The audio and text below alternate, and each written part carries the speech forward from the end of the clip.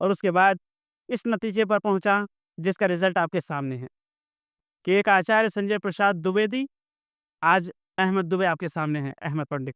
अगर आज के बाद यहाँ से आप अपने बच्चों को भी इमरान बनाने की कोशिश करेंगे या इमरान बनाएँगे, तो इंशाअल्लाह वो दिन दूर नहीं कि बहुत सारे आचार्य संजय प्रसाद दुबे या और बहुत सारे आचार्य, बहुत सारे लोग, गोपाल राम, राज, जो कुछ भी होंगे, जो शंकराचार्य होंगे, वो अहमद बन कर के आएँगे इंशाअल्लाह ताला। अगर हम अपने औलाद को इमरान जैसा बनाएँगे।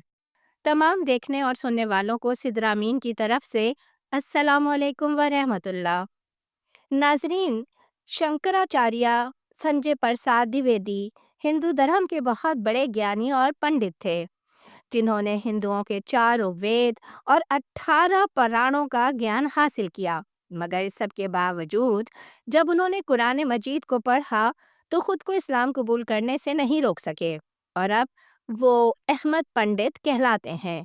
तो आइए पंडित जी के इस्लाम कबूल करने की कहानी पंडित जी के ही मुंह से सुनते हैं कि ये चमत्कार कैसे हुआ। आज जो हस्ती आपसे मुखातिब होने जा रही है वो है जनाब अहमद पंडित, साबिक़ा आचार्य संजय प्रसाद द्विवेदी, जो हैं तो हकीकत में चतुर्वेदी यानी चारों वेदों का आलिम। जनाब अहमद पंडित की पैदाइश 20 जनवरी 1972 में जबलपुर में मध्य प्रदेश के एक ब्राह्मण घराने में हुई। घर पर इब्तदाई तालीम हासिल करने के बाद उन्हें बनारस गोरखुल धार्मिक विश्वविद्यालय में दाखिल कराया गया, जहाँ से ये 4 वेद, 18 पुराण, रामायण, महाभारत, उपनिषद, हस्त ज्ञान यानी पामिस्ट्री और संस्कृत की तालीम मुकम्मिल की। फिर 15 साल की उम्र में बनारस बिरला घाट के बिरला मंदिर के पुरोहित आज़म यानी हेड प्रीस्ट का मनसब संभाला। वो all India Brahmin and priest association के 3 साल तक सदर भी रहे। मोहतरम सामाईन, इन सब के बावजूद अहमद पंडित का दिल कभी इन माबूदान बातिल की परस्तिश पर मुतमईन नहीं हुआ। इस बेचैनी का सिलसिला 1 साल की सख्त रिसर्च और 1 साल तवील आजमाइश के बाद बिलाखिर 1990 में बम्बई की एक मस्जिद में इख्तिताम पजीर हुआ, जहाँ वो मुशर्रफ ब इस्लाम हुए। ये कि आपको इस्लाम की तरफ आने की रग़बत कैसे हुई? ये बहुत अच्छा सवाल है, लेकिन इसका मैं शॉर्ट में जवाब दूँगा। तो हिदायत तो अल्लाह रब्बुल आलमीन ने दी, लेकिन मैं ये मैसेज हमेशा देता हूँ और इस सवाल से मैं क्योंकि भूल गया था, ये सवाल ने मुझे रिमाइंड करा दिया। आज आज भी मैं वही मैसेज आप सबके लिए देना चाहूँगा। मेरे साथ एक दोस्त इमरान नामी एक बच्चा पढ़ता था और उसके फादर जज थे। बचपन से माँ-बाप ने अपने बेटे को ये तालीम दी कि तुम किसी भी हाल में, किसी भी कीमत पर नमाज़ नहीं छोड़ोगे, चाहे तुमको कितनी भी सज़ा मिले। और मेरा मैनेजमेंट स्कूल कॉलेज का, वो डेली ज़ोहर की नमाज़ पढ़ के 20 मिनट लेट आता था। डेली 20 छड़ियाँ मार खाता था और कई महीनों से ये सिलसिला जारी था। इस तरह से उसके दोनों हाथ मार खा-खा करके खून जम गया था। आदत सी हो गई थी, गट्ठे पड़ गए थे। मैं जब क्योंकि उस वक़्त मैं बनारस का पुजारी था। जब मैं वहाँ आया, 1 हफ़्ते तक मैंने देखा, मैंने उससे कहा कि भाई, तू अपने ईश्वर की भक्ति बाद में कर लिया कर, इस तरह से तू सज़ा क्यों पा रहा है? डेली तेरे को मार पड़ रही है, तू बर्दाश्त कर रहा है।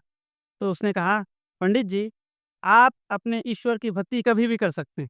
सुबह, दोपहर, शाम मंदिर में जा कर के, या तो मंदिर आप घर में बना लें। क्योंकि भगवान आपके अंडर कंट्रोल होता है, आप भगवान के अंडर कंट्रोल नहीं होते।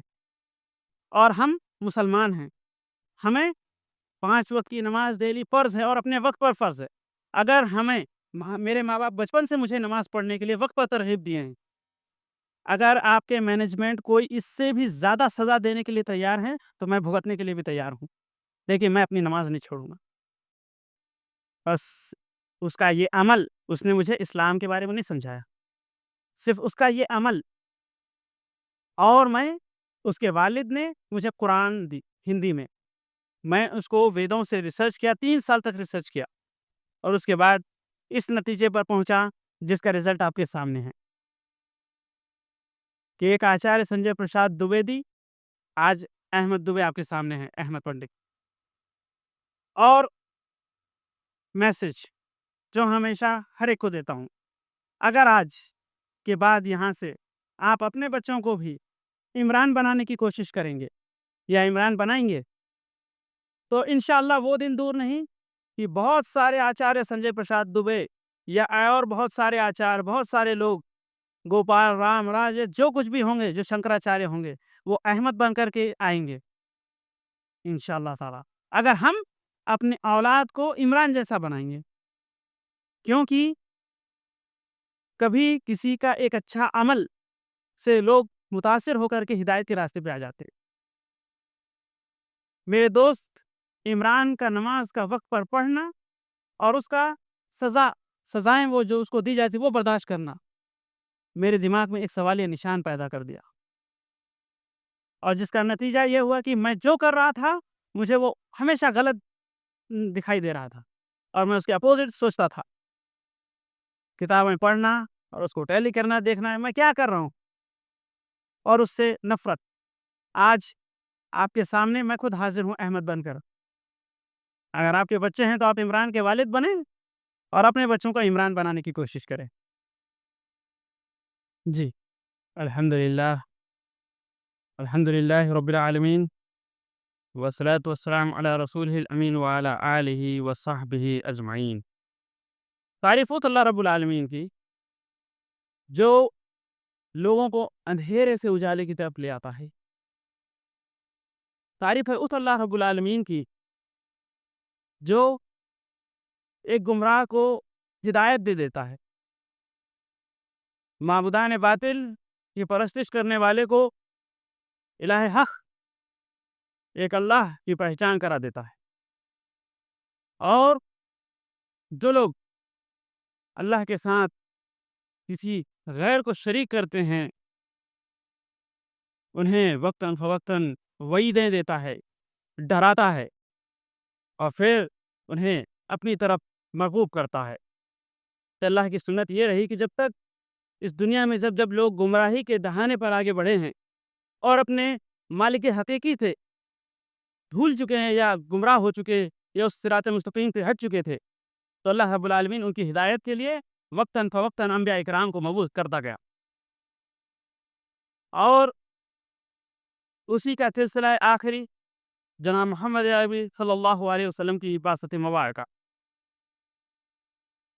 आपकी इबादत एक ऐसे वक्त हुई जबकि दुनिया के अंदर सिर्फ लोग अल्लाह तो कहते थे, लेकिन अल्लाह को लोग पहचानते नहीं थे। अल्लाह के रूप में लात, उज़्ज़ा, मनात, इनकी परस्तिश किया करते थे। हम ये देखते हैं कि क्या वो दौर आज भी है, जो कि इस्लाम को आए हुए 1400 कुछ 30 साल के करीब हो चुका है। क्या आज के दौर में और उस दौर में कुछ फ़र्क है? तो जी हाँ, फ़र्क है। क्योंकि दुनिया के अंदर कुछ ऐसे हिस्सों में अल्लाह के बंदे हैं, जो अपने मालिक को हकीकतन तौर पे पहचानते हैं, जिसे हम मुसलमान कहते हैं। और एक बहुत बड़ा तबका है, जो अभी भी अपने मालिक हकीकी से बहुत दूर है। और दुनिया के कई हिस्सों में से एक हिस्सा है हिंदुस्तान का, और उस हिंदुस्तान के अंदर, उस मुल्क में कई मज़ाहिब पाए जाते हैं। बहुत सारे मज़हबों का जमा है वहाँ पर, एक मुरक्कबा है, जहाँ पर आपको हिंदू, बौद्ध, जैन, आर्याई, सिख, ईसाई और ब्राह्मण, क्षत्रिय, वैश्य, शूद्र, ये हिंदू धर्म की अलग-अलग शाखाएँ और बहुत सारे मज़हब मिलेंगे। कई ज़बानों के जानने वाले लोग वहाँ पर मिलेंगे। लेकिन उनमें सबसे ज़्यादा बड़ी तादाद है हिंदू भाइयों की, और वो हिंदू भाइयों की तादाद ऐसी है और उनके माबूद ऐसे हैं कि सबसे पहली बात को हिंदू धर्म का डेफिनेशन और उसकी तशरीह करने के लिए मुझे अल्फाज नहीं मिल रहे हैं कि मैं कहाँ से शुरू करूँ हिंदू धर्म को। ये एक ऐसा मज़हब है कि जहाँ से कहाँ से शुरुआत की जाए, कहाँ पर इसका इख्तिताम हो, ये बात अभी तक तय नहीं हो पाई है। हर मज़हब की, हर धर्म की एक तारीख़ मिलती है। ये मज़हब कब पैदा हुआ, कब से ये शुरू हुआ, इस दुनिया के अंदर कब ये वजूद में आया। लेकिन एक ये धर्म है हिंदू धर्म, जिसकी दुनिया के अंदर वजूद में आने की कोई तारीख़ नहीं मिलती, सही कोई तारीख़ नहीं है। और इस धर्म के कौन पैगंबर हैं, कौन इस धर्म को आगे इस धर्म का प्रचार किया, आज तक ये भी कोई तय नहीं हो पाया। इस धर्म की मुक़द्दस कितनी किताबें हैं? यूँ तो लोग कहेंगे कि 4 किताबें हैं, ऋग्वेद, यजुर्वेद, सामवेद, अथर्ववेद। लेकिन इसके अलावा और भी कई ऐसी सौयों किताबें हैं, जो इस धर्म का एक जुज़ हैं। उनका राइटर कौन है, उनका लेखक कौन है, किसने इस किताबों को लिखा है और इसका चलन मज़हब का एक हिस्सा कैसे बन गया। जैसा कि मेरा टॉपिक है इस्लाम, हिंदू धर्म की मुक़द्दस किताबों में। मैं ज़्यादा वक़्त न लेते हुए अपने असल मौज़ू की तरफ आऊँगा और मैं ज़्यादातर ये कोशिश करूँगा कि मैं ज़्यादा तफ़सील नहीं बताऊँगा। सिर्फ़ क्योंकि वक़्त मेरे पास बहुत कम है, सिर्फ़ श्लोकों के अंदर ही आपको सारी तफ़सीलात मालूम हो जाएगी इंशाअल्लाह ताला। मैं हिंदू धर्म की मुक़द्दस किताबों से तौहीद और अल्लाह के रसूल सल्लल्लाहु अलैहि वसल्लम की आमद और इसके आगे मज़ीद बहुत सी बातें का वज़ाहत करने के लिए कोशिश करूँगा इंशाअल्लाह ताला। सबसे पहले हिंदू धर्म की जो किताबें हैं, ऋग्वेद, यजुर्वेद, सामवेद, अथर्ववेद, ये किताबें सबसे अहम मुकाम रखती हैं। और इसके बाद रामायण, महाभारत, श्रीमद् भगवद गीता जिसे कहते हैं, ये 2 किताबें फिर उसके बाद मज़हब के अंदर एक अहम मुकाम रखती हैं। उसके बाद हर भगवान की ज़िंदगी के बारे में एक किताब लिखी गई, जिसे कहते हैं पुराण। 18 पुराण हैं और उपनिषद है।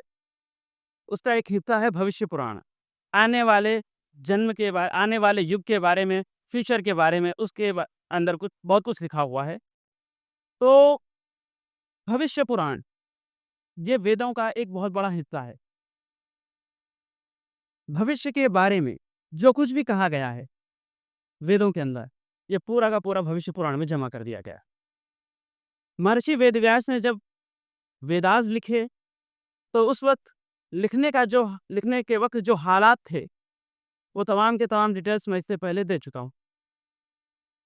लेकिन आज मैं सिर्फ़ वो बातें आपके सामने रखने जा रहा हूँ, जो उनकी इबादत से ताल्लुक़ रखती है।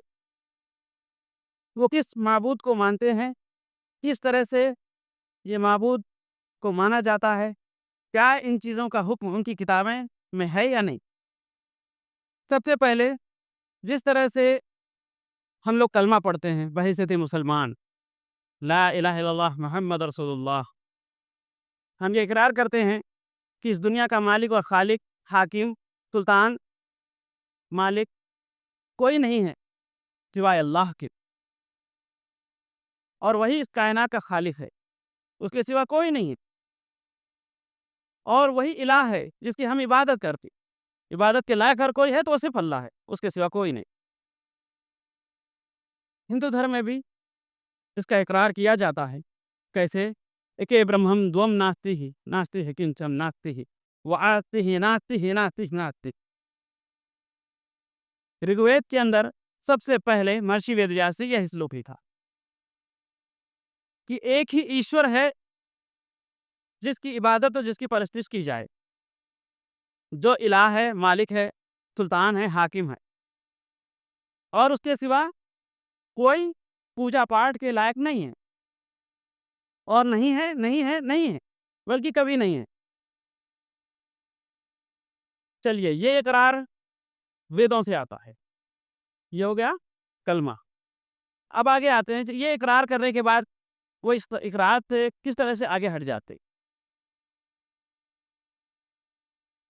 सबसे पहले अल्लाह रब्बुल आलमीन की वहदानियत, एक इलाह होने का सर्वदेव पूजनम के अंदर महर्षि वेदव्यास ने लिखा, मंगलम भगवान विष्णु मंगलम पुंडरीकाक्षो मंगलाय तनुहरि। मंगलम भगवान विष्णु मंगलम पुंडरी मंगलाय तनुहरि मंगलम की मंगलम भगवान विष्णु ए वह ईश्वर जो सारे संसार को बनाया। विश्व धन इष्णु, विश्व यानी संसार, इष्णु यानी इस संसार का पैदा करने वाला, अपने अंदर अर्जित करने वाला वह विष्णु, और इस विश्व की रक्षा करने वाला वह एक महान ईश्वर है जो मंगल है, यानी कि जिसे कहते हैं हम सुभान, पाक है वो जात। मंगल, मंगलम भगवान विष्णु मंगलम गरुड़ध्वजा। और वही ईश्वर है जो इंसानों के लिए एक ज्ञानी को, एक महर्षि को उनके लिए भेज देता है कि वो उन्हें ज्ञान दे। मंगलम गरुड़ध्वजा मंगलम पुंडरीकाक्षो मंगलाय तनुहरि। और वह पाक जात बड़ी ही मंगल है। मंगल कहते हैं पाक को, सुहावने को, खूबसूरत को कहते हैं। वह ईश्वर की एक सिफात है, अल्लाह की एक सिफात है।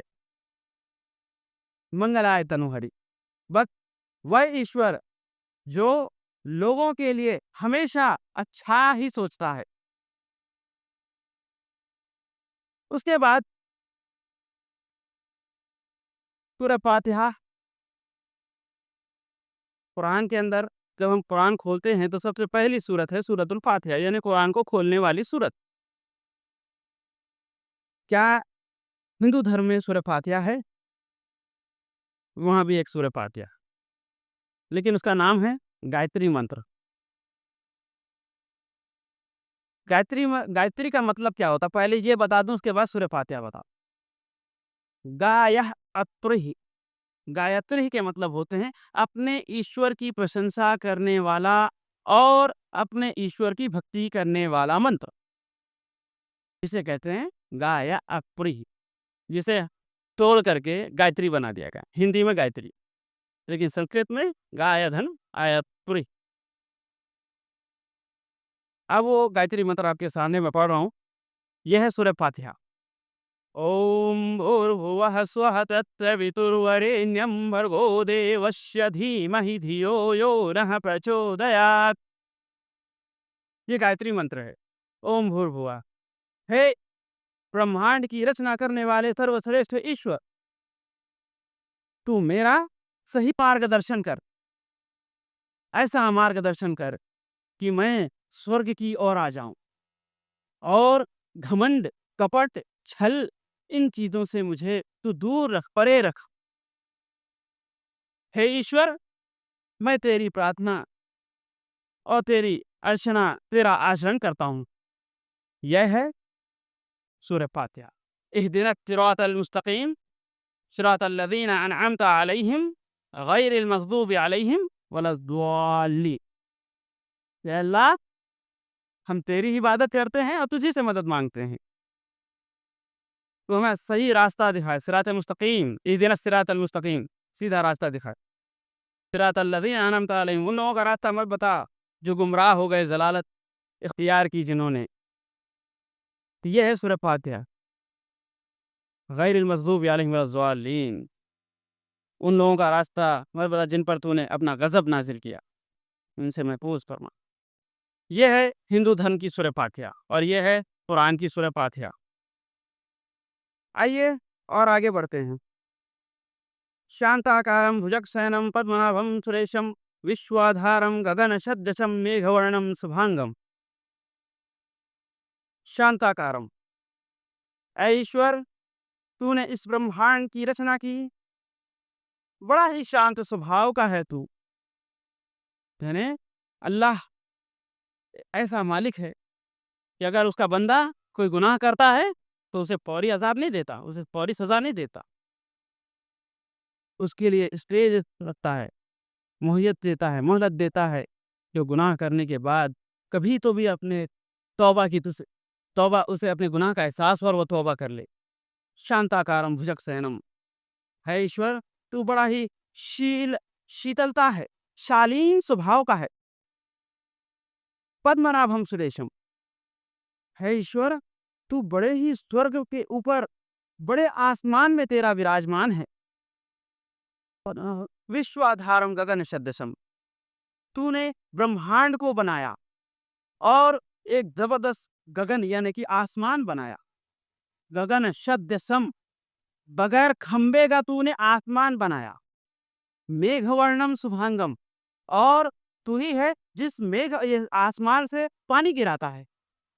लक्ष्मीकांतम कमल नयनम, बस ऐश्वर, तू एक ऐसे शख्स को भेज, एक ऐसे गुरु को भेज जो वो भी शांत और शालीन स्वभाव का हो।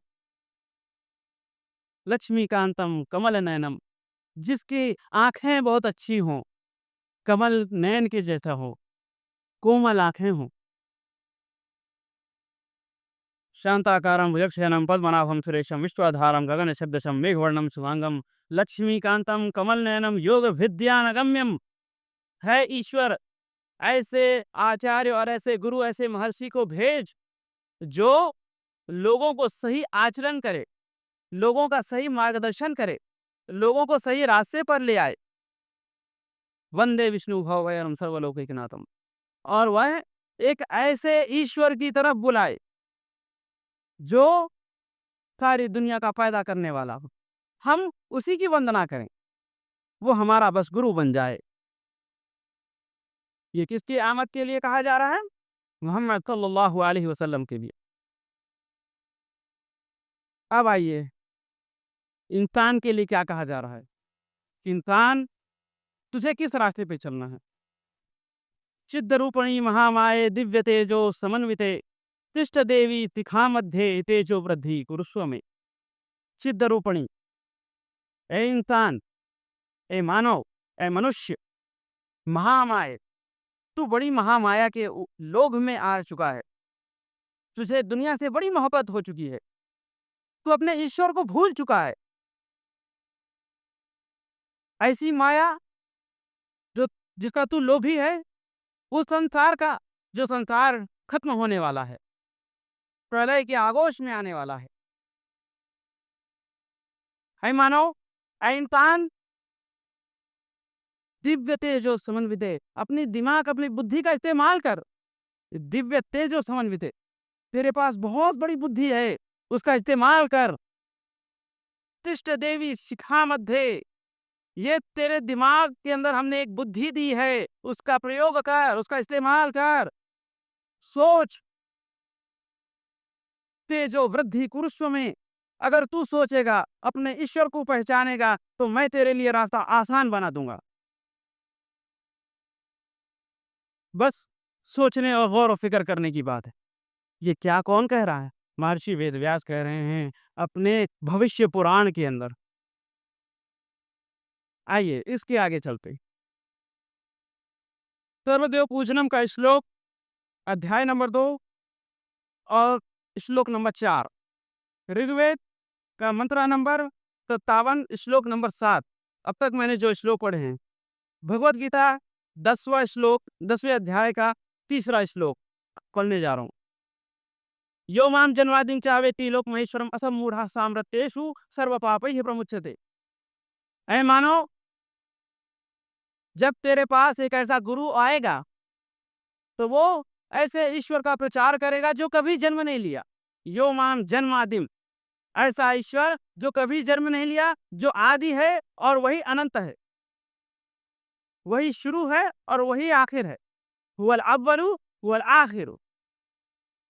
यो माम जन्मादिम चावेति लोक महेश्वरम, और वही ईश्वर है जो सारे संसार का एक ही मालिक है। लोक महेश्वरम, लोक सृष्टि, संसार, एक यानी एक, महा ईश्वरम, सबसे बड़ा खुदा। असमूढ़ा साम्रात्येषु सर्व पापैः प्रमुच्यते, वह ईश्वर जिसे कभी मौत आने वाली नहीं है, जो कभी मृत्यु के आगोश में नहीं आने वाला है, जिसका जीवन हमेशा हमेशा है। वो कैसा जीता है, कैसा रहता है, वो बेहतर जानता है। सर्व पापैः प्रमुच्यते। बस ऐ मानव, ऐ इंसान, वो अपने ईश्वर को पहचान और उसकी भक्ति कर। तेरे सारे के सारे पाप धुल जाएंगे। सर्व पापई है प्रमुच्यते, तेरे सारे के सारे पाप धुल जाएंगे। ये एक इंसान से कहा जा रहा है, वह इंसान जो दुनिया का लोभी है, लालची है, माया और काया के आगे पीछे भागता है, जिसने अपने जीवन में अपने ईश्वर को एक उम्र आने तक नहीं पहचान पाया, उसके लिए कहा जा रहा है। वह इंसान जो बुद्धि रखता है, जो दिमाग रखता है, वह इंसान जो एक अच्छा और बुरा सोच सकता है, वह इंसान जो दुनिया के मामले में सबसे आगे आगे होता है। लेकिन जब अपने ईश्वर को पहचानने का मामला आता है तो सैकड़ों साल पीछे चला जाता है। जीवन उसे गुजारना होता है आगे, और वह अपने ईश्वर का जब मामला आता है, अपने ईश्वर की भक्ति करने का, उसे पहचानने का जो मामला आता है, तो सैकड़ों साल पीछे चला जाता है। आदम अलैहिस्सलाम से लेकर के हुजूर अकरम सल्लल्लाहु अलैहि वसल्लम तक अब तक जितने भी अंबिया इकराम आए, रिवायतों के अंदर 1,24,000 अंबियाओं का जिक्र है। वो अंबिया इकराम जो तौहीद की दावत लेकर आए, क़ूलू ला इलाहा इल्लल्लाह तुफ़्लिहून कहा उन्होंने, एक अल्लाह का इक़रार करोगे तो कामयाब हो जाओगे। यह है दीन अंबियाई। अंबिया अलैहिस्सलाम का एक ही मिशन था कि सारी दुनिया के लोगों को एक अल्लाह की तरफ उन्होंने दावत दिया, एक अल्लाह की तरफ बुलाया, बातिल माबूदों से लोगों को बाज आने के लिए कहा। यह था दीन अंबियाई, दीन इलाह। लेकिन हमेशा इसकी आड़ बनी है दीन आबाई, माँ बाप का दीन। माँ बाप जिस रविश पर चले हम भी वैसा ही करेंगे, हमारे पूर्वजों ने जो किया हम भी वही करेंगे। हमारे पूर्वजों के पास बैलगाड़ी थी, लेकिन आज हमारे पास कार है। हमारे पूर्वजों के पास करंट नहीं था, बिजली नहीं थी, लेकिन आज हम उसका इस्तेमाल कर रहे हैं। साहिब दुनिया मारूफा, दुनिया के मामले में बहुत होशियार हैं, लेकिन जब ईश्वर का मामला आता है, अपने मालिक और अपने खालिक को पहचानने का मामला आता है, तो वो पीछे चला जाता है, बहुत पीछे चला जाता है। और यही आड़ बनता है दीन अंबियाई के रास्ते पर, कि अंबियाओं का दीन जब आगे बढ़ा है तो दीन आबाई आके उसकी आड़ में आ गया। वेदों ने चीख के कहा कि एक ईश्वर की इबादत करो, एक ईश्वर को पहचानो। तुम्हें समझाने वाला, तुम्हें बताने वाला एक गुरु आएगा। महामदामी पुरुषामी विशेषिताम, एक इंसान आएगा जो तमाम इंसानों में सबसे अच्छा होगा, विशेष होगा, तमाम इंसानों में सबसे अच्छे अखलाक वाला होगा। उसका नाम मोहम्मद होगा। जन्मम मरुस्थलम, कि वह मरुस्थल रेगिस्तान के इलाके में पैदा होगा। लिंकत हम और सुन्नत इब्राहिमी पर अमल किया हुआ होगा, और वह संसार को एक ईश्वर की ओर बुलाएगा, और वह उस ईश्वर की भक्ति करेगा जो निराकार है। आम ईश्वरम निराकारे सर्वशक्तिमान जन्मे हम प्रमुच्यते, कि वह ईश्वर जो निराकार है, जिसका कोई आकार नहीं, जो सर्वशक्तिमान है, जो कभी जन्म नहीं लिया किसी से, ना किसी को जन्म दिया। जन्म देना और बनाना, इन दोनों में बहुत फर्क है, बहुत अंतर है। एक होता है जन्म देना, जो हमें अपनी माँ ने दिया। एक औरत और एक मर्द से जो आदमी जन्म लेता है, वह कहलाता है पैदा होना, पैदाइश। और बनाना वो अपने हाथ से होता है। किसी चीज़ को मैं बनाऊं, लेकिन मैंने उसे जन्म नहीं दिया। तो अल्लाह ने हमें बनाया है, वो हमारा खालिक है, लेकिन जन्मदाता नहीं है। लेकिन आज हमारे वेदों के अंदर और हमारे पुराणों के अंदर इतनी सच्चाई को इतनी हद तक जो है नीचे रख दिया गया है, या सच्चाई चीख करके ऊपर आना चाहती है, लेकिन उसे लाया नहीं जाता या लाने नहीं दिया जाता। एक एक पुराण जो एक एक भगवानों के ऊपर लिखे गए हैं, भगवान विष्णु पर लिखी गई विष्णु पुराण, ब्रह्मा के ऊपर लिखी गई ब्रह्म पुराण, और इस तरह से 18 पुराणे हैं जिसके अंदर 33 करोड़ भगवानों के वाकयात थे। अब आप बताइए, 33 करोड़ भगवानों के वाकयात 18 पुराण के अंदर हैं, तो सच्चाई कहाँ होगी? सिर्फ भगवानों के वाकयात ही हैं। आइए, मैं आपको उसी वेद के अंदर, वेद पुकार कर कह रहे हैं कि हम एक ईश्वर की तरफ इंसान तो लौट कर आ। और भगवत गीता 15वां अध्याय श्लोक नंबर 3, उसके बाद न रूपवस्ते तलो अपहत्ते न तो जन्म ही इति मृत्यानाम असंभ्यामि ही प्रत्यानाय धाम यति प्रत्यामि ही ईश्वरम अजन्म इति प्रत्यामि ही महामताम। ऐ इंसानों, अपने ईश्वर को अच्छी तरह से पहचानो, क्योंकि ईश्वर तुम्हारा पैदा करने वाला है। उसी ईश्वर ने तुम्हें हवा दिया, यानी कि वायु, और अग्नि दिया, धरती दिया, आसमां दिया, जल दिया। तुम अपने ईश्वर को पहचानो, जिस ईश्वर ने तुम्हें इतनी बड़ी बड़ी नेमतें दी हैं। ऐ इंसान, तू अपने ईश्वर को अगर नहीं पहचानेगा, बहुत बड़ी गुमराही में होगा। ऐ इंसानों, तू अपने ईश्वर को पहचानो। किस ईश्वर को पहचानो? कैसे पहचानो? अहम ईश्वरम रहस्याम ही अरबम निवासाते है अवम मरुस्थले निवास्याम ही महामदाम। कि एक ज्ञानी आने वाला होगा जो अरब देश का होगा, और उसकी मातृभूमि अरब ही होगी, और उसका नाम मोहम्मद होगा। आइए, मैं आपको कुछ ऐसी बातें ऐसे प्रूफ दे देता हूँ, सिर्फ नंबर देता हूँ, क्योंकि उनकी तफसीलें मैं जाऊंगा तो काफ़ी वक्त होगा। सबसे पहले महर्षि वेदव्यास ने ऋग्वेद के पहले श्लोक में लिखा, तमेव माता च पिता तमेव बंधुश्च सखा तमेव विद्या द्रविणम तमेव मम प्रिय मम तमेव। ईश्वर की तारीफ कर रहे हैं, तमेव माता च पिता तमेव। लोगों ने क्या उसका तर्जुमा किया और संस्कृत जबान क्या कह रही है? तमेव माता त्वा अमम मैं माता त्वा अमम पिता। तूने ही दिया है मुझे माँ, और तूने ही मुझे पिता दिया। तुम्हें माता च पिता तुम्हें विद्या द्रविणम तुम्हें। तुम ही ने मुझे विद्या दी है, तुम ही ने मुझे ज्ञान दिया है, तुम ही ने मुझे शिक्षा दी है, और तुम ही ने मुझे शिक्षा देने वाला एक गुरु दिया है। तुम्हें मम प्रिय मम तुम्हें। तुम इतने अच्छे हो कि तुम मुझे इतना चाहते हो, मैं तुम्हारा इतना प्रिय हूँ। प्रिय मम तुम्हें, यानी प्यारों में सबसे प्यारा हूँ क्या मैं तुम्हारा, कि जिसने मुझे माँ दिया, पिता दिया, ज्ञान दिया, एक जीवन के गुजारने का एक रास्ता बताया। हे ईश्वर, तू बड़ा ही महान है।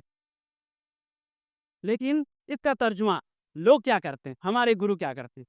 तुम्हें माता च पिता मैं तुम्हें, तुम ही माता हो, तुम ही पिता हो। तुम्हें माता च पिता तुम्हें बंधुश्च सखा तुम ही रिश्तेदार हो, तुम ही दोस्त हो। तुम्हें मम प्रिय मम तुम्हें, तुम ही सभी हो, बल्कि तुम ही मेरे प्रिय भगवान हो। बल्कि नर में नारायण हो जाता, नर कभी नारायण बन जाता है। नर क्या है, नारायण क्या है, इसके बारे में ही अभी समझ में नहीं आया। नर ना आह धर आरव के मायने होते हैं वह हस्ती जो खाती है, जो पीती है, जो पहनती है, जिसे अच्छे और बुरे का ज्ञान होता है, उसे कहते हैं नर। जो ज्ञानवान होता है, जिसके पास बुद्धि होती है, जिसके पास दिमाग होता है, सोचने और समझने की सलाहियत होती है, अच्छे और बुरे में तमीज करने का शऊर होता है, वह होता है नर। अब नारायण किसे कहते हैं? नर धन परा आया नारायण। नर वह, और नारायण वह जो अपने ईश्वर की भक्ति करने की सलाहियत रखने के साथ साथ उस आदमी को उस रास्ते पर ले जाता है जो अपने ईश्वर को पहचाने, यानी गुरु कहलाता है। नारायण गुरु होता है, ईश्वर नहीं होता। नारायण वह होता है जो मार्गदर्शन करता है, आचार्य होता है। गुरु होता है, शिक्षक होता है, टीचर होता है, मौल्लिम होता है, उस्ताद होता है, उसे कहते हैं नारायण। पर नर में नारायण है। जी हाँ, बिल्कुल इंसान ही तो वो शिक्षा होते टीचर होता है। लेकिन क्या नारायण को हमने गलत तर्जुमा करके उसे ये नहीं बना दिया कि नर में ही नारायण है, इंसान ही भगवान है? इंसान भगवान नहीं होता है। नारायण के माने होते हैं शिक्षक, मार्गदर्शक के, रास्ता बताने के। लेकिन रास्ता बताने वाला खुद तुम्हारा ईश्वर बन गया।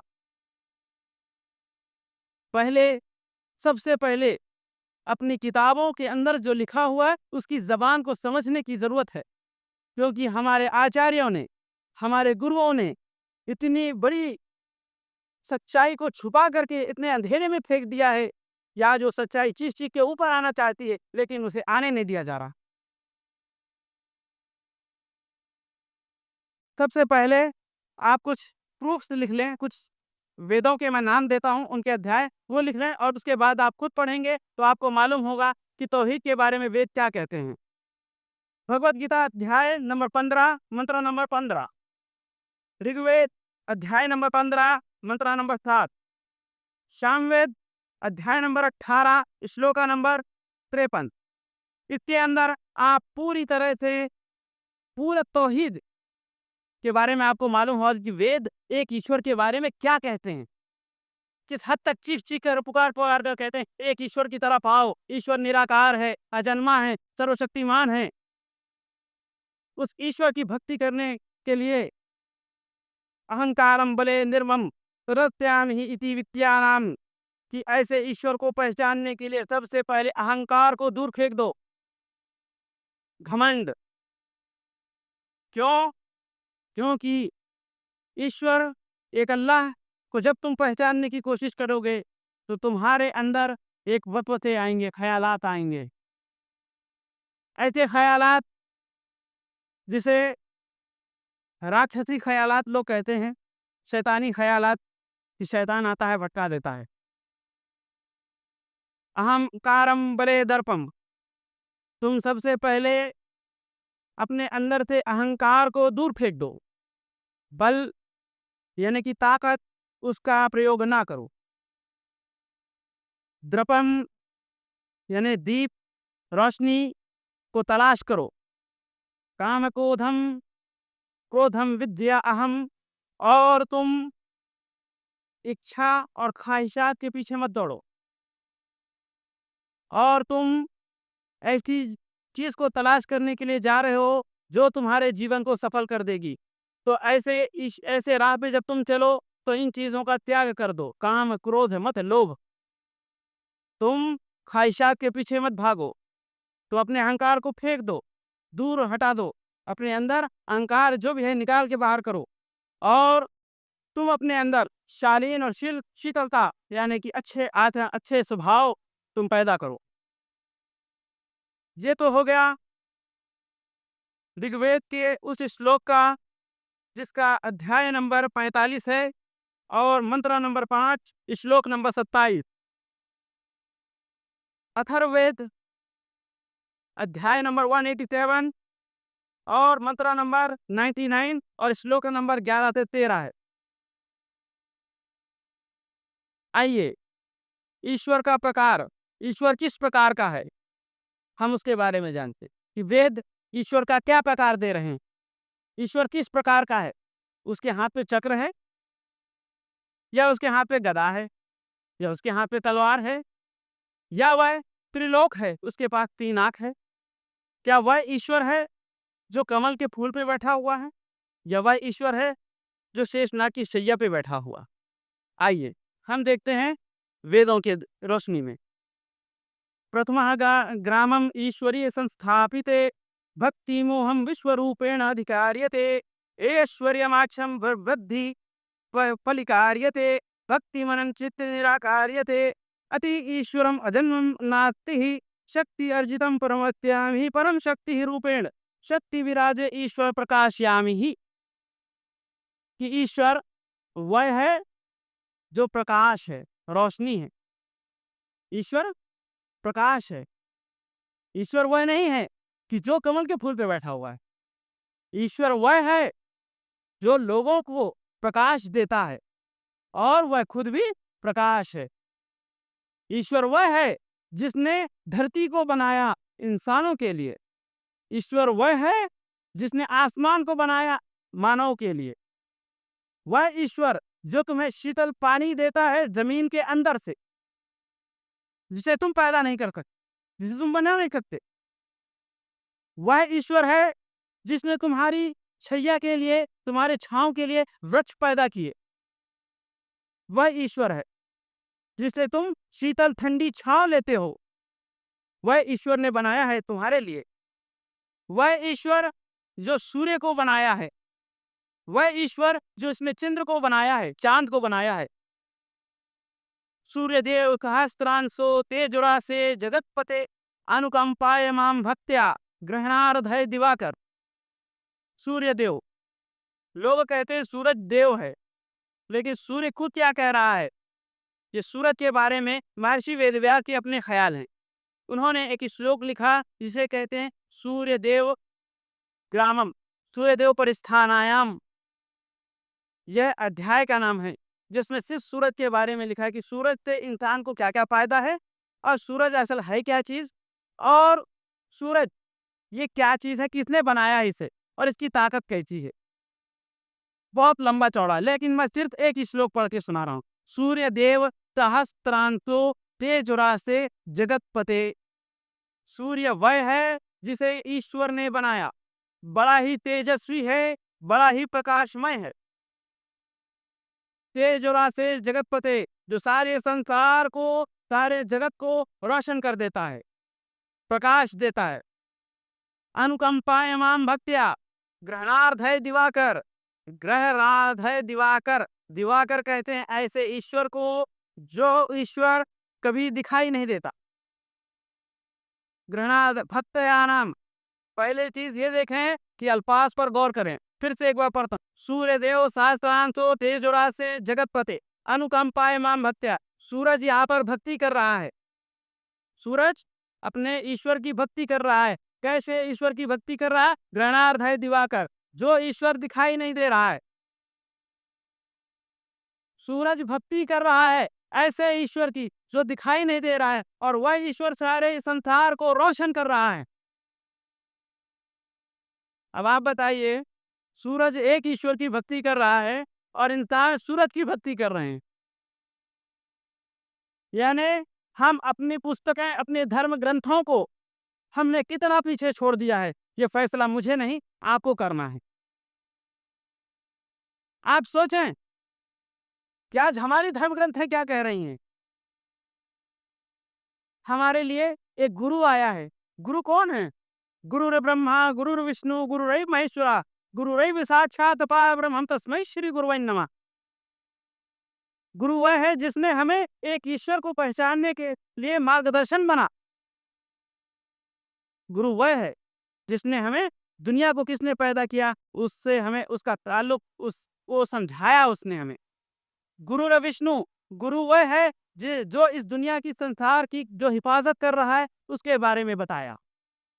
गुरुरैव महेश्वरा, गुरु ही है जिसने ऐसे ईश्वर का ज्ञान दिया जो इस संसार को विध्वंस करेगा, प्रलय ले आएगा, भूकंप ले आता है, इस संसार के अंदर त्राही मचा देता है, यानी बर्बादी, इनकलाब ले आता है, नाश कर देता है, विनाश ले आता है। वो गुरु ही है जिसने इस ईश्वर के बारे में हमें बताया। गुरुरैव साक्षात परब्रह्म तस्मै श्री गुरुवे नमः। और गुरु ही है जिसने हमें यह ज्ञान दिया कि हम अपने एक ईश्वर को पहचाने। गुरु ने एक ईश्वर का ज्ञान दिया है, लेकिन इसका तर्जुमा या इसका ट्रांसलेशन, इसका अनुवाद क्या होता है? गुरु ही ब्रह्मा है, गुरु ही विष्णु है, गुरु ही महेश है, गुरु ही साक्षात ब्रह्मा है, और गुरु ही सबसे बड़ा भगवान। अब आप बताएं, गुरु जो इंसान होता है, जो सारे इंसान को एक रास्ता बताता है, वो सबसे बड़ा भगवान कैसे हो गया? आइए थोड़ा सा अब यहाँ से हम आगे बढ़ते हैं, जहाँ पर सिर्फ अब वेदांत मोहम्मद सल्लल्लाहु अलैहि वसल्लम के बारे में क्या कहते हैं। सबसे पहले आज तक हमने सिर्फ 4 या 5 नाम आप लोगों को बताए, लेकिन आज हम आपको ऐसे 10 से भी ज़्यादा नाम बताते हैं जो वेदों के अंदर मोहम्मद सल्लल्लाहु अलैहि वसल्लम का नाम है। एक है महामद, एक है महामदाम, महामदामी, और एक है अहमद, अहमदाम, अहम्यामी, नराशम, सुक्षव, सर्व अन्ना, अहमेद, अहमदही, अंतिम अवतारम, जगतपति, समुद्र दूतम, अरबम प्रत्याति ही, यानी अरब की ओर आने वाला, व्रतधारी, रोजा रखने वाला। तकरीबन ऐसे 15 नाम हैं जो वेदों के अंदर आए। आइए हम उन नामों के साथ श्लोक पढ़ेंगे। संग्राम पुराण ये ऋग्वेद का एक हिस्सा है, और इस संग्राम पुराण के अंदर लिखा हुआ है मोहम्मद सल्लल्लाहु अलैहि वसल्लम की आमद की पूरी निशानियां इस संग्राम पुराण के अंदर।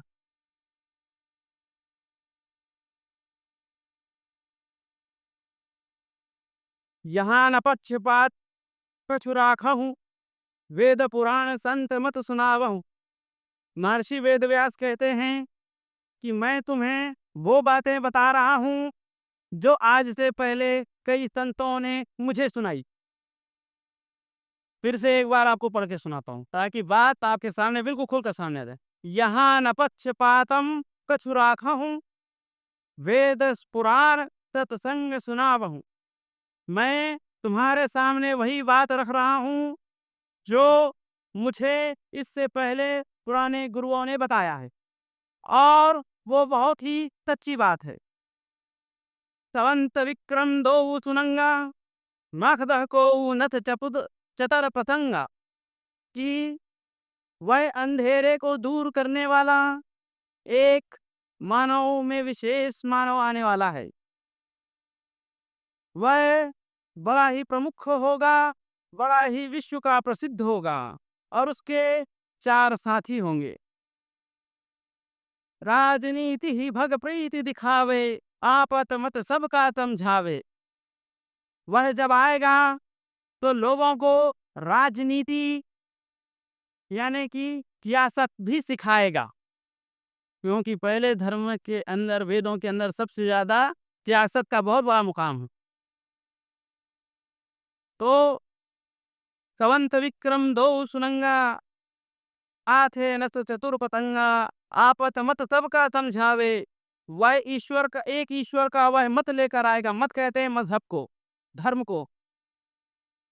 तो वह एक ईश्वर का धर्म ले आएगा, और वह एक ईश्वर का धर्म लोगों को समझाएगा, और वह लोगों के समक्ष राजनैतिक की बातें बताएगा जो सियासत से ताल्लुक रखेंगी। सुरन चतुर सुधर सचचारी, तिनको वंश भयो अति भारी। वह ऐसे बड़े खानदान में पैदा होंगे जिनका खानदान बहुत ही मशहूर होगा, बड़ा इज्जत वाला होगा, और वह सभी को अंधकार से रोशनी की ओर ले आएंगे। वह सारे संसार के अंदर का अंधकार दूर करेंगे, और जिनके 4 साखी होंगे। तब तक सुंदर मद की मोया, बिना महामद पारन होया। हर सुंदर निर्माण का ध्येय, तुलसी वचन सत्य सच होई। ये तुलसीदास के दोहे हैं। कि महर्षि वेदव्यास के श्लोकों को तुलसीदास ने चौपाइयों में लिखा है, और वह महामद होगा जो लोगों को गुरु बनकर आएगा, जो सारे संसार का, सारी दुनिया का गुरु बनकर आएगा। उसका नाम महामद होगा। वह रेगिस्तान के एक छोटे से जगह पर वो आएगा, और वह चारों ओर घूमेगा, धरती पर फिरेगा। जहाँ जहाँ लोग अंधकार में डूबे हुए होंगे, लोगों को अंधकार से रोशनी की तरफ ले आएगा। वह कौन है? आइए आगे देखें। देश अरब में भरकत सुहाई, तो थल भूमिगत सुनो सकराई। वह अरब देश के अंदर पैदा होने वाला एक सबसे बड़ा महान ज्ञानी होगा और वह लोगों को खरी खोटी सच्ची बात बताएगा एक ईश्वर के बारे में। यानी जहाँ कहीं भी ईश्वर का मामला आएगा वह कोई झूठ नहीं बोलेगा बल्कि सीधा और सत्य सुनाएगा कि देखो ये ईश्वर की तरफ आओ, जिन मूर्तियों की तुम परस्तिश कर रहे हो, जिसकी तुम पूजा कर रहे हो, जिन भगवानों की को तुम अपना भगवान मानते हो, झाड़ को, वृक्ष को, पहाड़ को, नदी को, ये तमाम के तमाम भगवान नहीं हैं, ये तमाम के तमाम ईश्वर नहीं हैं, बल्कि वह ईश्वर है जो निराकार है। उस ईश्वर की तरफ वो बुलाएगा।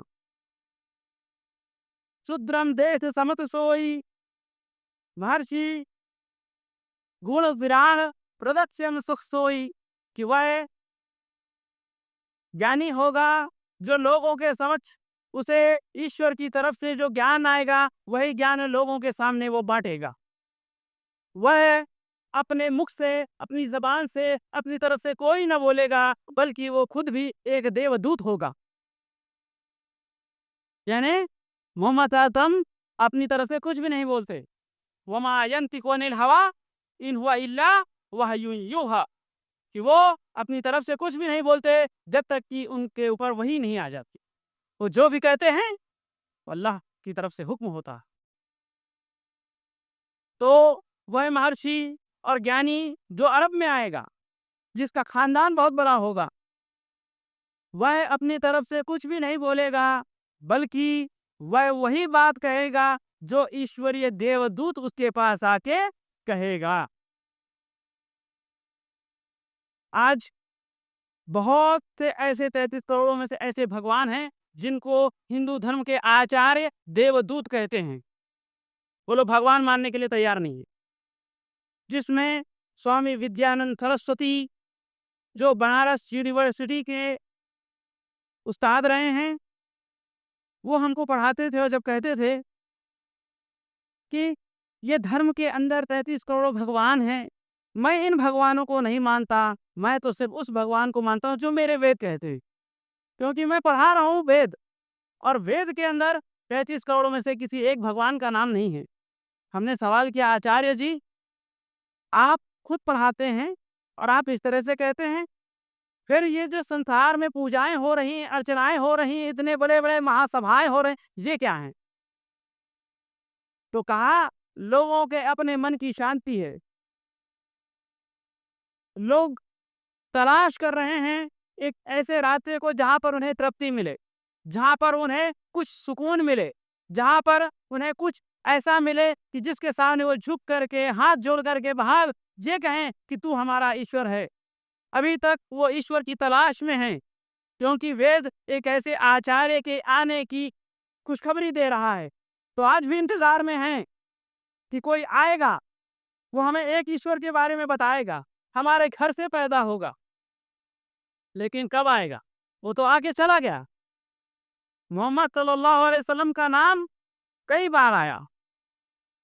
वेदों के अंदर 60 ऐसे श्लोक हैं जो मैंने अभी आपके सामने 15 नाम लिए, उन नामों के साथ हैं एक ऋग्वेद के अध्याय 18 मंत्र नंबर 96 और श्लोक नंबर 3, महामृदत्यतै कृतैः कुर्वे अतश्रतामिहि भक्त्यानाम संसार्यते इति प्रदित्यानामिहि भक्ति अथव्यसारता सार्थिके भविष्यतायाम, कि वह मोहम्मद जो लोगों का उद्धार करेगा। यानी ये नहीं है कि उद्धार का मतलब जो लेते हैं कि हाथ पकड़ के लेके सीधा जन्नत चला जाएगा। उद्धार करने का मतलब होता है कि सही रास्ता बताएगा। ऐसा उद्धार नहीं होता है जिसकी तरह से धर्म ग्रंथ के अंदर गुरुओं ने समझाया हो, पंडितों ने जो बताते हैं कि उद्धार का मतलब ये होता है कि तुम गुनाह कर लो, पंडित के पैर पे आके गिर जाओ, तुम्हारा उद्धार हो जाएगा, तुम्हारा कल्याण हो जाएगा, बगैर किसी अमल के तुम जन्नत चले जाओगे। वो उद्धार नहीं, बल्कि मोहम्मद ऐसा उद्धार करेंगे कि जब संसार के गुमराह लोगों को जो अंधकार में है उन्हें प्रकाश की ओर ले आएंगे और एक ईश्वर के की भक्ति कराएंगे और वो खुद एक ईश्वर से डरेंगे, रोएंगे, गिड़गिड़ाएंगे, और वही ईश्वर होगा उनका जो सबसे बड़ा जबरदस्त है। आप देखें कि आज इतने सारे भगवानों की जो लाइन लगी हुई है, ये भगवान क्या दे पाते हैं? कुछ फायदा देते हैं? नहीं, बल्कि ये अपने मन की तृप्ति की खातिर जाते हैं कि इन्हें सुकून चाहिए, इन्हें इत्मीनान चाहिए। बहुत से ऐसे लोग हैं जो मेरे साथ पढ़े और मेरे बहुत बड़े गुरु रहे हैं। वो वेदांत पढ़ाते थे, ग्रंथ पढ़ाते थे, लेकिन उनके मन के अंदर कभी तृप्ति मैंने नहीं देखी, कभी उन्हें सुकून से नहीं देखा। क्यों? क्योंकि उनके अंदर एक बहुत बड़ी तलाश थी, ऐसी तलाश जो इस संसार का सच्चा रचयिता हो। उस ईश्वर की तलाश कर रहे हैं जो इस संसार को बनाकर इस संसार के उद्धार के लिए एक अपना अपना एक दूत भेजा है, और वह दूत है मोहम्मद सल्लल्लाहु अलैहि वसल्लम। अहमदत्य नियातानम प्रजन्मिहि अरबम अरब देशाति समुद्रयाय प्रदास्यामिहि, कि मोहम्मद अरब देश में पैदा होगा और वो अरब देश समुद्र के करीब होगा। कहाँ है? ये गंगा नदी है? जी नहीं, बल्कि ये वह अरब देश है जिस पर हम खड़े हैं, जो समुद्र के किनारे है। आइए थोड़ा सा और आगे इसको बात को और अच्छा कर दे।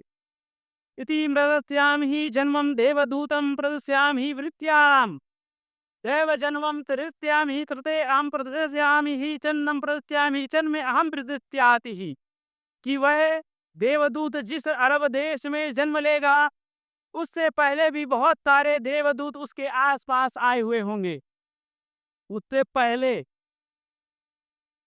और वह देवदूत जो अरब में आएगा वह आखिरी देवदूत होगा।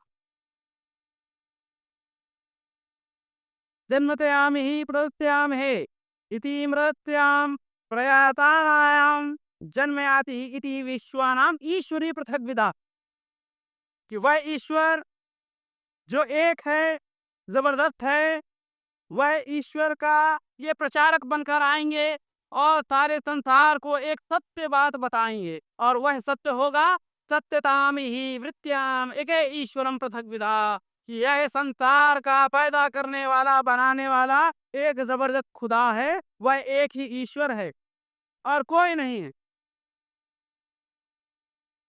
इतनी बड़ी सच्चाई, और वेद इस तरह से चीख चीख कर पुकार पुकार कर कह रहे हैं, और ये उन वेदों के अंदर लिखा है जो आज आपको वेद मार्केट के अंदर मिल जाएंगे।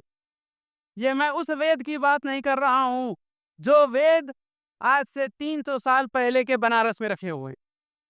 ये जितने भी प्रूफ दे रहा हूं मैं, आज आपको मार्केट के अंदर जो वेदांत है उनमें मिलेंगे। क्यों? अगर मैं उन वेदांत के बारे में बताऊंगा जो मेरे गुरुओं ने पढ़ाया है, तो वो वेदांत मार्केट में नहीं है। आपको वो वेदांत नहीं मिलेंगे। आपको मैं उन श्लोक और ऐसे श्लोक आपके सामने पढ़ के बताया हूँ जो वेदांत आप मार्केट से खरीदेंगे और उसे आप रिसर्च कर सकते हैं, तहकीक कर सकते हैं, वो आपको वो श्लोक वहां पर मिल जाएंगे। बल्कि 15 नाम मोहम्मद सल्लल्लाहु अलैहि वसल्लम के जो मैंने बताए हैं, ये नाम भी उनके अंदर मिल जाएंगे। आइए, मोहम्मद सल्लल्लाहु अलैहि वसल्लम आने के बाद क्या करेंगे? एक ऐसा संदेश लेकर आएंगे जो सारे संसार के लिए कामयाबी का मार्ग होगा, और उनका सबसे आखिरी मैसेज क्या होगा?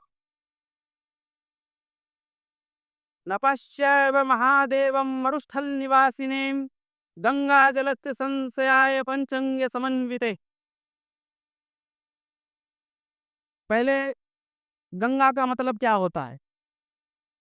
गंगा स्वच्छ पानी को कहते हैं, गंगा नदी को नहीं कहते।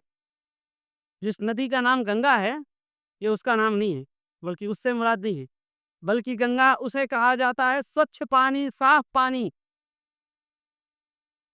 और वह जिसे जमजम कहा जाता है। वह महर्षि और ज्ञानी ऐसे जगह पर आएगा जिसके पास 5 चीजें होंगी, और वह चीजें ऐसी होंगी जो इससे पहले बहुत सारे देवदूतों के पास रही होंगी।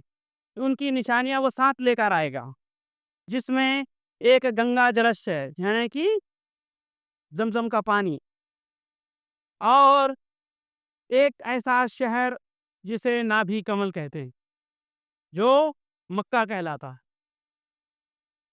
और जिसकी तरफ वो मुंह करके प्रार्थना करेंगे। तीसरा, वह एक ईश्वर का प्रचार का मिशन लेकर आएंगे। चौथा, वह सुन्नत इब्राहिमी उनके मानने वाले लोग करेंगे। और पांचवा, वह एक ऐसी बात बताएंगे, उनके पास एक ऐसा कानून होगा कि जो जीवन के गुजारने का उसके अंदर पूरा तरीका होगा, यानी एक की पुस्तक होगी, देव पुस्तिका, वह कुरान करीम। ये 5 चीजें उनके पास होंगी। नपश्चैव महादेवम, महादेव यानी कि महागुरु, जो गुरुओं का सबसे बड़ा गुरु है, उसके पास होंगी मरुस्थल निवासिनेम, कि वह लोगों को उस जगह से बैठ करके सुनाएगा, यानी कि उसका निवास स्थान मरुस्थल होगा, अरब अरब के जगह पर वो होंगे, और वहीं से उनका संदेश संसार में फैलेगा। गंगा जलस्य संताप्य पंचांग समन्वित, साफ पानी का इस्तेमाल, और वह स्वच्छ पानी जो इससे पहले देवदूतों के पास। दूसरा, चंद्रनादि विरभ्यस्य तुष्टावमानसाहरम, नमस्ते गिरिराज मरुस्थल निवासिने। यह 5 चीजें वो देकर ईश्वर से कहेगा, ईश्वर तूने मुझे जो जिम्मेदारी दी थी, मैंने अपनी सारी की सारी जिम्मेदारी तेरे इन मनुष्यों पर मैंने पूरी कर दी। और उस वक्त के मनुष्य होंगे, मानव होंगे, जो वो अपने गुरु की बात पर इस तरह से पीछे दौड़ेंगे जैसे कि एक माँ के पीछे छोटे बच्चे दौड़ते हैं। जैसा एक माँ के पीछे छोटे बच्चे दौड़ते हैं, उस तरह से उनके शिष्य अपने गुरु के पीछे पीछे होंगे और उनकी आज्ञा का पालन करेंगे। ये बातें वेदों से बिल्कुल साफ और स्वच्छ निखार, यानी कि सुनहरे अल्फाज दिखते हैं। ऐसे अल्फाज, ऐसे शब्द ये हैं कि आज हम वेदों के अंधकार के अंदर भी अगर ढूंढें तो ये रोशनी की तरह हमें बताते हैं कि देखो यहाँ पर रोशनी है। क्या इस रोशनी को हम समझकर, क्या इस रोशनी को हम अपनाने के लिए तैयार हैं? तैयार होना चाहिए। अपने आप से सवाल करें कि हम कितने अंधकार में हैं।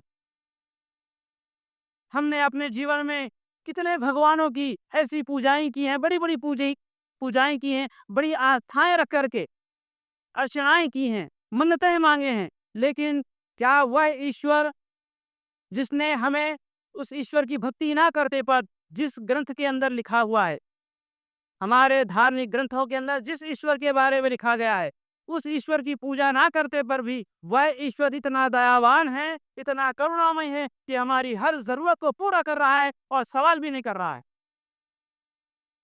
क्या उस ईश्वर की भक्ति करने के लिए क्या आज भी हम इतनी सच्चाई जानने के बाद तैयार नहीं होंगे? ये सवाल अपने आप से करें, क्योंकि सत्यमेव यथार्थे जयते। महर्षि वेदव्यास कहते हैं, धर्म वह होता है और धार्मिक वह लोग होते हैं। धर्म तो वह होता है जिसमें सत्य हो, और धार्मिक वह होता है जो सत्य के साथ चलता है। इतनी सच्चाई आने के बाद अगर आप धार्मिक बनना चाहें तो ये आपकी मर्जी है। धर्म को अपनाना चाहते हैं, ये आपकी मर्जी है। लेकिन धर्म का मतलब होता है वह बात जिसके अंदर सच्चाई हो, और धार्मिक उसे कहते हैं जो सच्चाई को मानता है। अगर ये सच्चाई है तो इसको मानना होगा। अगर इस सच्चाई को नहीं मानते हैं तो ना हम धार्मिक होंगे, ना हम किसी धर्म के मानने वाले होंगे, बल्कि हम एक सभ्यता, एक कल्चर को मानने वाले होंगे। कल्चर है ये, एक सभ्यता है कि हमारे पास जिस कौम, जिस देश, जिस वर्ग, जिस समुदाय के पास जो भी हमें अच्छा दिखा, हमने उसे अपना लिया। यह एक सभ्यता है, यह एक कल्चर है, लेकिन यह कोई ईश्वरीय देव धर्म नहीं है। तो वह धर्म को हम अपनाएं जिस धर्म के लिए महर्षि वेदव्यास ने अपनी वेदाग के अंदर लिखा है। और भविष्य पुराण, यह पुराण यह चीख करके कहती है कि तुम भविष्य के बारे में जो बताते हो, वह भविष्य के बारे में जो तुम बताते हो वह भविष्य काल ही नहीं है, बल्कि तुम हाथों का ज्ञान बताते हो।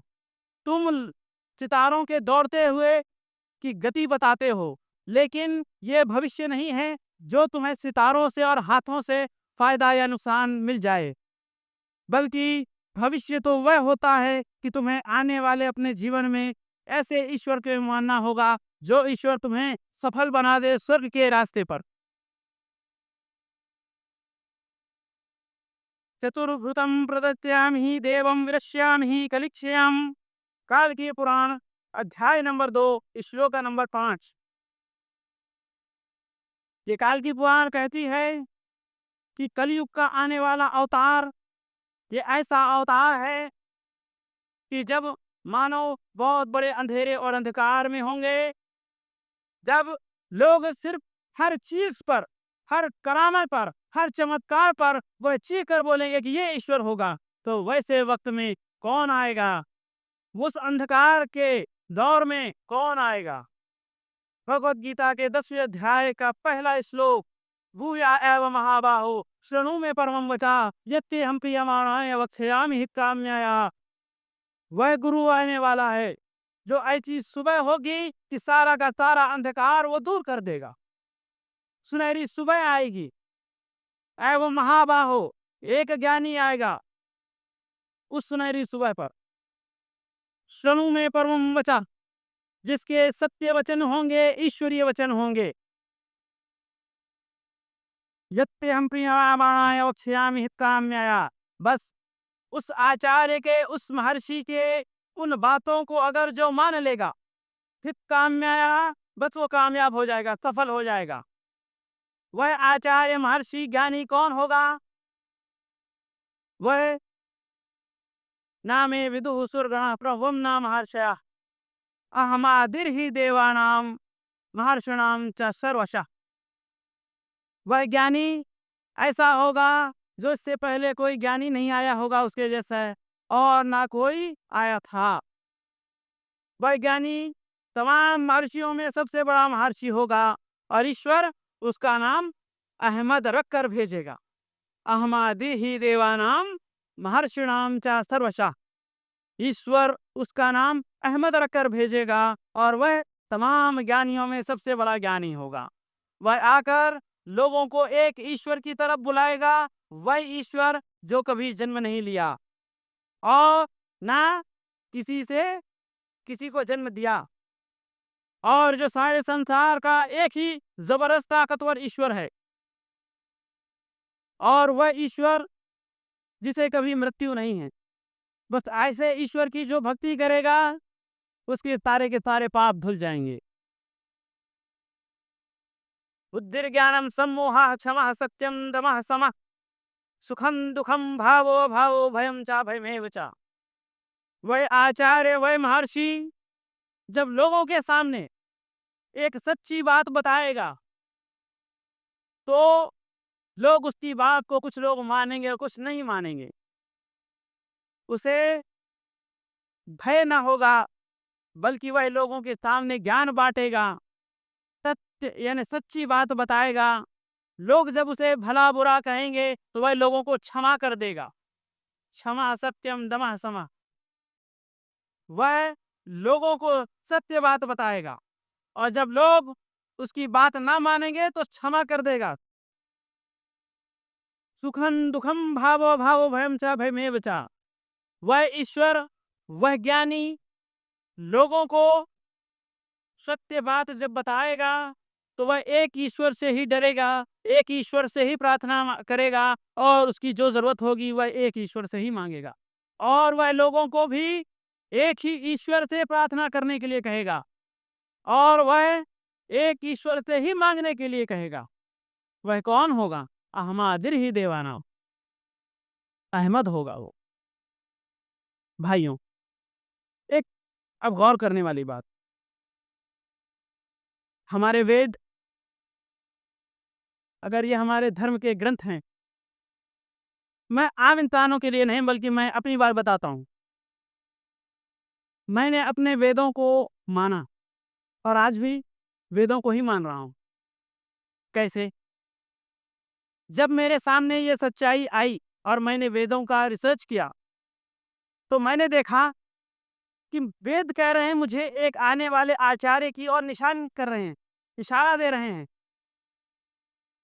और वेद कह रहे हैं कि ऐसे ईश्वर को मानो जो निराकार है, जो अजन्मा है, जो सर्वशक्तिमान है। ये वेद कहा। मैं वो श्लोक पढ़ा और पढ़ने के बाद मैंने ये फैसला किया कि मुझे इस वेद की बातों पर अमल करना है। मैं इस श्लोक को, इन बातों को मानूंगा। मैं एक निराकार ईश्वर को मानने लगा। वेद ये कहते हैं कि एक गुरु आएगा जिसका नाम अहमद होगा। मैं उस अहमद और मोहम्मद की तलाश में निकला और वह गुरु मुझे यहाँ मिला, इस धर्म के अंदर मिला। तो मैं इस्लाम को, धर्म को नहीं मान रहा हूँ, बल्कि मैं वेद की उन बातों को मान रहा हूँ जो वेदों ने कहा है। वेदों ने कहा एक ईश्वर को मानो जो निराकार है, जो अजन्मा है, जो सर्वशक्तिमान। मैं मान रहा हूँ कि एक अल्लाह वो निराकार है, अजन्मा है और सर्वशक्तिमान है। कुल हु अल्लाहु अहद अल्लाहु समद लम यलिद वलम यूलद वलम यकुल लहु कुफुवन अहद। मैं उसी ईश्वर को मान रहा हूँ और उस ईश्वर के बारे में जो संदेश दिया है, जो देवदूत है, वह है अहमद। मैं उसे अपना पैगंबर, अपना नबी मानता हूँ, देवदूत मानता हूँ। ये वेदों ने कहा, मैंने मान लिया। और फिर वेद ये कहते हैं कि उनके पास 5 चीजें होंगी।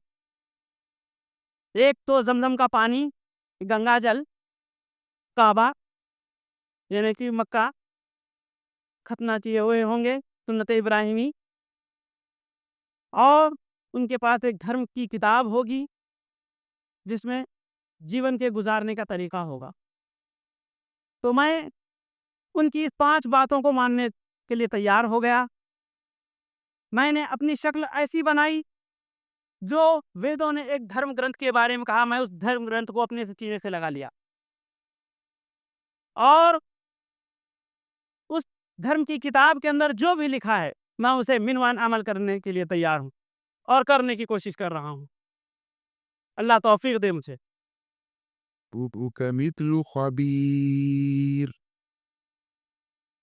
कि वेदों ने मुझे कहा कि आने वाले युग में ये किताब होगी, ये धर्म होगा। मैंने कुछ तमाम चीज़ों को वहीं पर छोड़ दिया और उस नई किताब को और उस धर्म के गुरु को और एक निराकार ईश्वर को मानने लगा।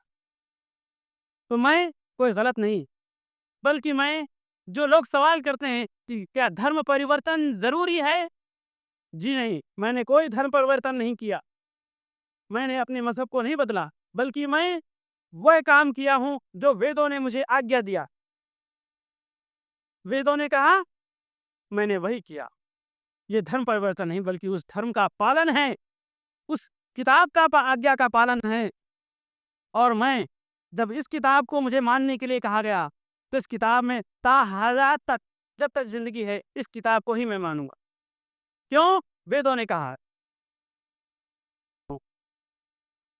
इस पर जरा गौर करें कि अगर हम इस सच्चाई को मानते हैं तो हम अपने धर्म की किताबों का आज्ञा का पालन करते। अगर हम इन बातों को नहीं मानेंगे तो क्या हम अपने उस धर्म की किताबों को मानने का हम या वह हमारे धर्म की यदा हि धर्मस्य ग्लानिर्भवति भारत अभ्युत्थानम धर्मस्य विनाशाय च दुष्कृता। धर्म की स्थापना हमेशा सत्य पर हुई है, सच्चाई पर हुई है। और सच्चाई तो यही है, धर्म तो यही है कि जो सच्चाई आए उसे मान लो, और जो इस सत्य को ना माने वह असत्य का अभागी होगा, वह झूठ का साथ देगा, और झूठ का साथ देने वाला अधर्म होता है, और अधर्म होता है दुश्मन, दुष्ट, और उस दुष्ट का कहता है वेद विनाश कर दो, विनाशाय च दुष्कृता। फैसला आप पर छोड़ता हूँ। मेरे भाइयों, गौर करें अपने जीवन के बारे में कि आज हमारी ज़िंदगी 30, 35, 40 साल गुजर गई। क्या हमारे बचपन से लेकर आज तक हम किस ईश्वर को माने हैं? किस ईश्वर की हमने भक्ति की है? क्या हम अपने धर्म ग्रंथों से दूर नहीं? क्या हमारे गुरुओं ने, हमारे माँ-बापों ने इन बातों से हमें दूर नहीं रखा? गौर करें और इस सच्चाई को मानने के लिए तैयार हो जाएं और कोशिश करें। आप खुद पढ़ें, आपको ये सच्चाई खुद ब खुद मालूम हो जाएगी। अल्लाह रब्बुल आलमीन से दुआ है कि अल्लाह रब्बुल आलमीन सच को समझकर और उसको सोच समझकर उस पर गौर और फिक्र करके उसको कबूल करने की तौफीक अता फरमाए। अल्लाह, इस दुनिया में जितने भी हिंदू भाई हैं उनको उनकी किताब गौर और फिक्र से पढ़ने की तौफीक अता फरमा, और उस किताब को पढ़कर उस सच्चाई को कबूल करने की तौफीक अता फरमा और हिदायत बख्श। ऐ इलाहुल आलमीन, जिस अंदाज में भी मैंने आप लोगों के सामने जो बातें रखी हैं उसे कबूल फरमा ले। अभी क्वेश्चन आंसर सेशन होगा। जो हज़रात सवाल करना चाह रहे हैं वो इस राइट साइड पे आ जाए यहाँ पे, ताकि सवालात जो है जल्दी शुरू करें। सवाल किया गया है कि अच्छा, हिंदू धर्म के अंदर जो वर्ग हैं 4, ब्राह्मण, क्षत्रिय, वैश्य, शूद्र, इसका हिंदू धर्म की किताबों के अंदर किसी ने ये नहीं लिखा है कि मज़हब के 4 भाग किए जाएँ धर्म के। कुछ लोगों को ब्राह्मण बना दिया जाए, कुछ लोगों को क्षत्रिय, कुछ को वैश्य, कुछ को शूद्र बनाया जाए। ये धर्म नहीं सिखाता, बल्कि धर्म के अधिकारी जो होते हैं, मज़हब के जो बड़े लोग होते हैं, अपनी कुर्सियों पर राज करने के लिए इन्होंने समाज का बंटवारा किया है। मज़हब से इसका कोई ताल्लुक नहीं है, ना मज़हब की किताबों से इसका कोई ताल्लुक है। लोग अपनी कुर्सी पर हमेशा जमे रहने के लिए इन्होंने इंसानों को बांट दिया है कि चंद लोग धर्म के बड़े बने रहें, कुछ लोग, एक हिस्सा जो क्षत्रिय का है वो राज करते रहें, और कुछ लोग वैश्य रहें यानी कि खेती बाड़ी काम करें, और कुछ शूद्र हों जो उनके गुलाम बन के रहें। ये एक धर्म के उन लोगों ने इन इंसानों पर एक बहुत बड़ा जुल्म किया है और अपने धर्म और अपनी ग्रंथों के खिलाफ किया है। इंसान, हर इंसान बराबर है, उसको 2 आँख है, 2 कान है, एक बड़े ब्राह्मण को भी है। ब्राह्मण का मतलब क्या होता है? ये ब्राह्मण जो शब्द है, इस ब्राह्मण का मतलब क्या होता है? ब्राह्मण का मतलब होता है आलिम। ब्राह्मण किसी समाज के एक हिस्से को नहीं कहा जाता, लेकिन लोगों ने बना लिया है। ब्रह्मे ब्रह्मम ब्रह्मति ब्रह्मित्वम ब्रह्मत्वामिहि ब्रह्मत्या। 5 चीजें जो हैं, जमीन, आसमान, आग, पानी, हवा, इन चीजों को मिलाकर एक ब्रह्मांड बनता है, यानी कि एक दुनिया, कायनात जिसे कहते हैं हम, ये ब्रह्मांड है। और इस ब्रह्मांड का पैदा करने वाला ब्रह्मा है, जिसे हम क्रिएटर कहते हैं, खालिक कहते हैं। और ब्रह्मा और ब्रह्मांड का जिसके पास ज्ञान होता है, जो इसके बारे में जानता है, उसे हम कहते हैं ब्राह्मण, यानी आलिम। जिसके पास दिन का इल्म होगा, कोई आलिम होगा। लेकिन आज ब्राह्मण के पास खुद न ब्रह्मा का ज्ञान है, न ब्रह्मांड का ज्ञान। लेकिन ये मज़हब के बड़े ठेकेदार बने हैं। ये मज़हब के उन गुरुओं ने उन्हें ये भाग बाँट करके अपने-अपने भाग बना दिए हैं, और वो अपने-अपने भाग में, लेकिन इसका मज़हब से या उसकी किताबों से कोई ताल्लुक नहीं है। शिरडी के साईं बाबा में कि सत्य साईं बाबा जिसे कहा जाता, और कौन? और वो इस्लाम को किस तरह देखते हैं?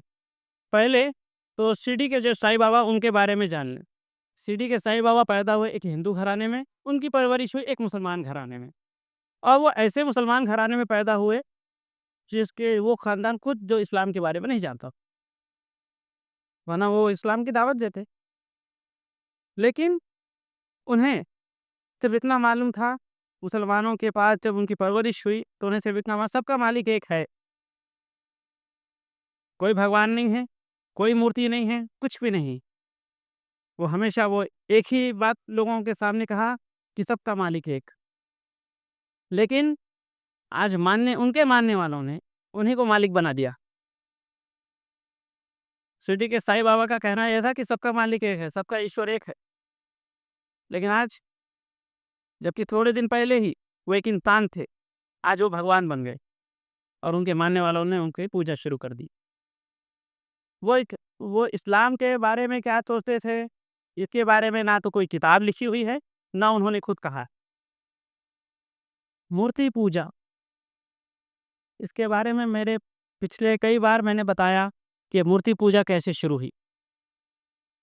वैसे तो लोग ये कहेंगे कि हवाई ख़्याल तो ये है कि लोग कहते हैं कि ये 10,000 साल पुराना, 50,000 साल पुराना शैतान ने जो है उनके पास आया और कहा कि तुम शैतान, ये भगवान है तुम्हारी, ये पूजा करो। ये सिर्फ़ ख़याली पुलाव हैं। मैं आपके सामने सिर्फ़ वो बातें रखता हूँ जो महर्षि वेदव्यास ने अपने ग्रंथों के अंदर लिखी हैं। उनका कहना ये है कि जिस वक़्त मैं ये ग्रंथ लिख रहा हूँ, ऐसे लोगों के बीच में हूँ जो इंसान जीवन के किसी भी तरीके को नहीं जानते कि उन्हें खाना किस तरह से है, पहनना किस तरह से है। वो धर्म से बहुत दूर हैं। वो पशु समान हैं, यानी जानवर के जैसे। तो उस वक़्त महर्षि वेदव्यास ने उन इंसानों को समझाने के लिए, धर्म के करीब करने के लिए, और उस वक़्त के जो इंसान थे वो इंसान को इंसान नहीं समझते थे, बल्कि इंसान को इंसान फाड़ कर खाता था। तो ऐसे नरभक्षी यानी कि इंसानों को खाने वाले इंसानों को समझाने के लिए उन्होंने 3 मूर्तियाँ बनाई। ब्रह्मा, विष्णु, महेश, 3 मूर्तियाँ बनाई और कहा ये तुम्हारे ईश्वर हैं। और वो खुद लिखते हैं कि मैंने 2 पत्थर उठाए और लोगों को जमा किया और उस मूर्ति के सामने जाके मैंने मारा, जिससे एक चिंगारी निकली।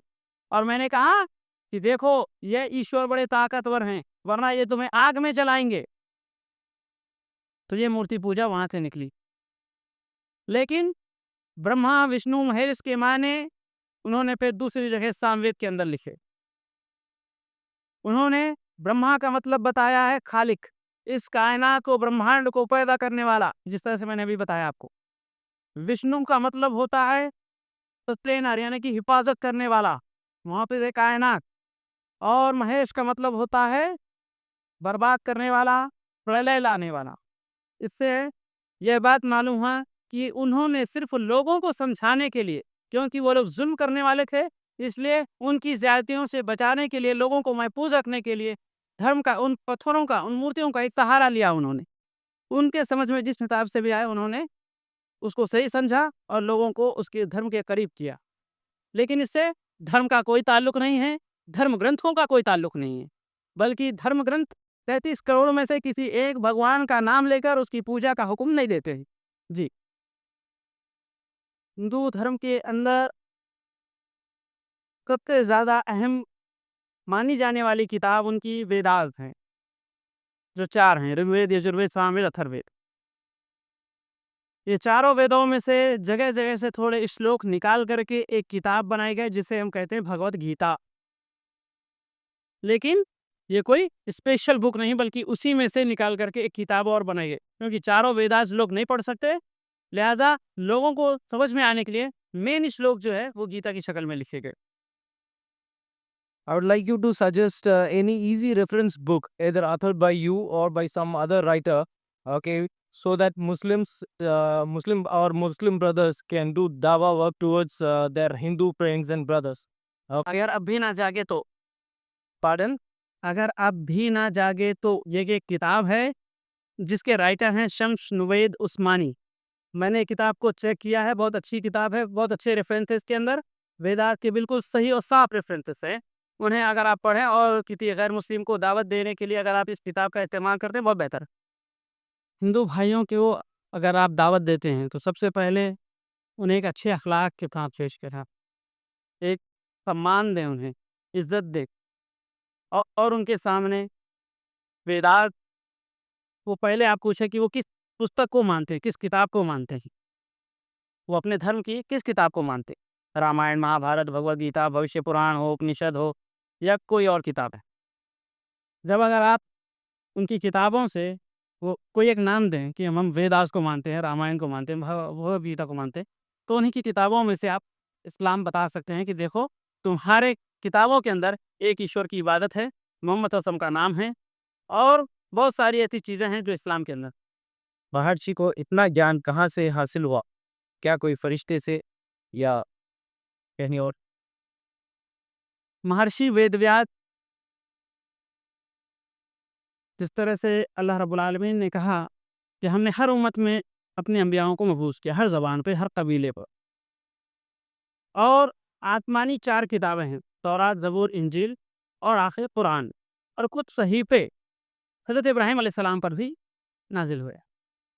हो सकता है, ये कोई पक्का नहीं है, ना इसका कोई सबूत मिलता है।